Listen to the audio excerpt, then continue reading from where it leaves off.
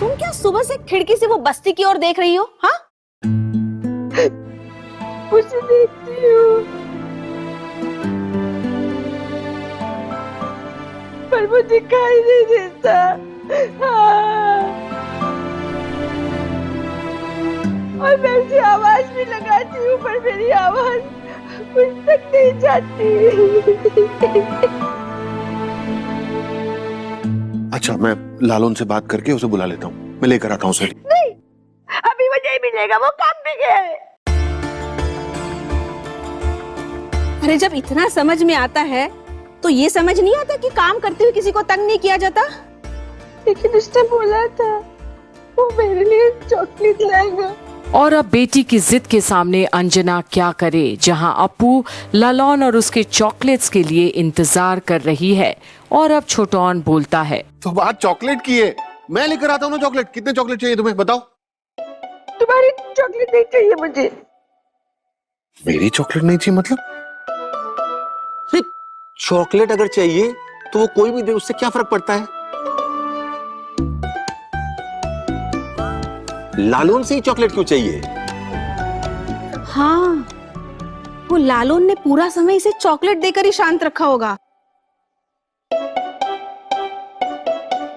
जब वो घर पे आया था ना टेंट का काम करने, तब भी उसने चॉकलेट दिया था। और अब धीरे धीरे लालौन के कारनामे सामने आ रहे हैं सबके, और छोटौन मुस्कुराता है। तो इसीलिए अप्पू को लगता होगा कि इसे सिर्फ लालौन ही चॉकलेट दे सकता है।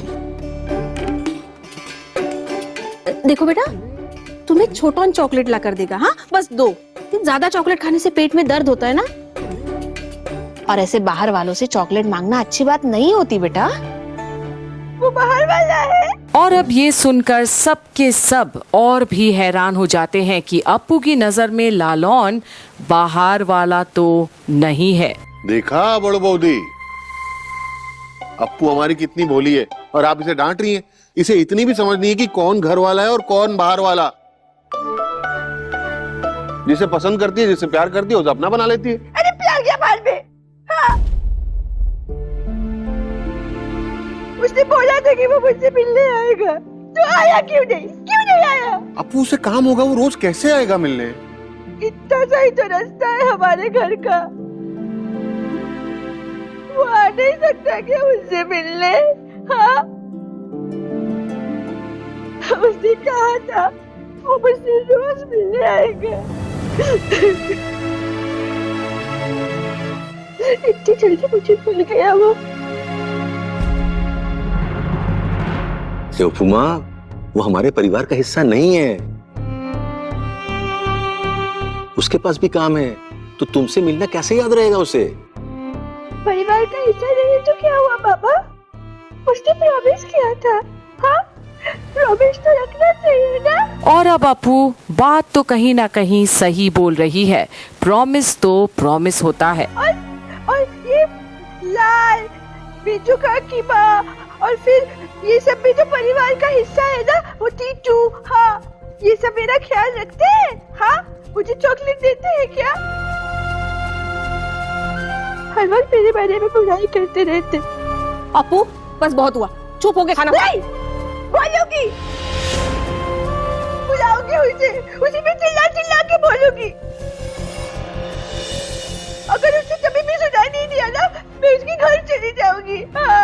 और अब अंजना देखते रह जाती है अप्पू को। ये तो धमकी देने लगी है अपनी ही माँ को कि वो चले जाएगी लालौन के पास। उसके बिना नहीं अच्छा लग रहा है मुझे, उसकी याद आ रही है। और अब अप्पू और जोर जोर से रोने लगती है। उसे लालौन से बहुत लगाव हो गया है, ये अब सबको नजर आने लगा है। और तभी घर का बेल बजता है और सब घबराते हैं कि इस वक्त कौन आ गया। मैं देखता हूँ। ये किस मुसीबत में फंस गया?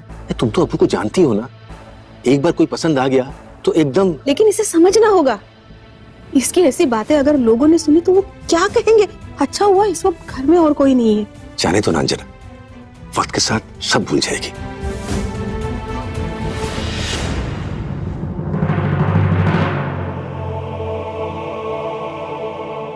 लालून, तुम? छोटा था वो कल के बाद मैं पूछने के लिए आया ही नहीं। अप्पू की तबीयत कैसी है? वो तुम्हारे बारे में बात करें। आओ अंदर आओ। और अब जहाँ छोटोन ललॉन को अंदर भी बुलाता है और अप्पू से भी मिलवाता है। ए अप्पू, देख तो कौन आया। मुझे नहीं देखता कौन आया है। अरे मैं चलती देख हूँ तो। अपने कमरे में।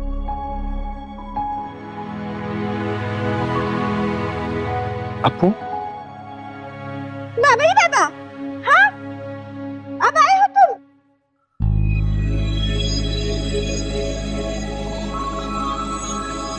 पता है मैं तुम्हें बुला रही थी, मैं रो भी रही थी। तुमने बोला था ना कि तुम मुझसे मिलने आओगे।